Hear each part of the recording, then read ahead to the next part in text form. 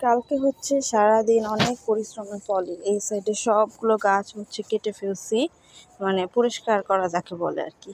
পরিষ্কার করে সব কিছু হচ্ছে একটু গোছানোর চেষ্টা করেছি। পরিষ্কার পরে এই হচ্ছে আমার ফাইনাল লুক। কালকে হচ্ছে পানি দিতে মনে ছিল না, যার কারণে একটু আগে এসে পানি দিছি, এই জন্য হচ্ছে সব ভিজা ভিজা। এই তো এখানে হচ্ছে লাউ গাছ, ওই সাইডে হচ্ছে সিম গাছ, আর এই জায়গায় হচ্ছে টমেটো গাছ। ছোট ছোট এগুলো হচ্ছে ওই দিনের চারাগুলো লাগানো হয়েছে, এগুলো একেবারে ছোট ছোট। দুর্ভাগ্যবশত কালকে আমার ছেলে এই জায়গায় যে একটা বোম্বাই মরিচ ধরছিল, মানে বোট মরিচ যেটাকে বলে, সেটা হচ্ছে সে আগাটাই টান দিয়ে ছিঁড়ে ফেলছে।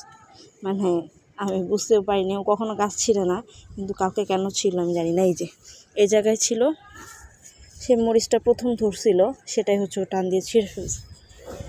যাই হোক, দেখা যাক আবার সে কবে মরিচ ধরে।